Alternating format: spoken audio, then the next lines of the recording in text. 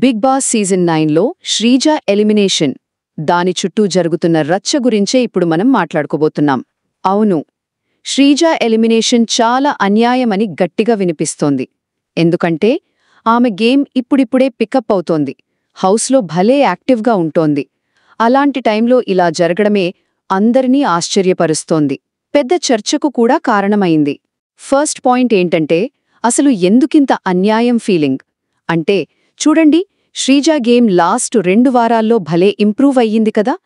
టాస్క్లైనా arguments అయినా చాలా యాక్టివ్గా ఉంది.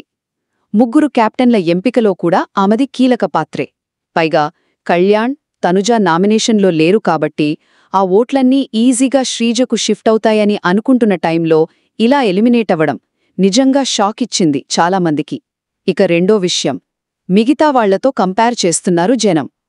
పెద్దగా యాక్టివ్గా లేని, ఆఖరికి తెలుగు కూడా సరిగా మాట్లాడని ఫ్లోరా, షైనీ 5 వారాలున్నప్పుడు ఒక తెలుగు అమ్మాయి గేమ్లో బాగా ఇన్వాల్వ్ అవుతున్న శ్రీజ అదే టైంకి ఎలా వెళ్ళిపోతుందని సోషల్ మీడియాలో అంతా అడుగుతున్నారు. అంతేకాదు, ఈ వారం పర్ఫార్మెన్స్ బాలేదనుకున్న రీతూ చౌదరి సేఫ్ అవ్వడం కూడా ఈ అన్యాయం వాదనకు ఇంకా బలం చేకూర్చినట్టయింది. ఫైనల్గా అసలు ఈ ఎలిమినేషన్ ప్రాసెస్ మీదే డౌట్స్ రైజ్ అవుతున్నాయిప్పుడు. ఇది నిజంగా ఓటింగ్ ప్రకారమే జరిగిందా, లేకపోతే వైల్డ్ కార్డ్ల ఎంట్రీ లాంటి వేరే కారణాలేమైనా ఉన్నాయా? తెరవెనుక ఏం జరిగింది అని తెగ డిస్కషన్స్ నడుస్తున్నాయి. ఒకవేళ ఓట్లతో సంబంధం లేకుండా ఎలిమినేట్ చేస్తే మాత్రం అది ఓట్లేసిన ప్రేక్షకులని మోసం చేయడమే అవుతుంది, షో ట్రాన్స్పరెన్సీకే పెద్ద దెబ్బ అని సోషల్ మీడియాలో గట్టిగానే అంటున్నారు.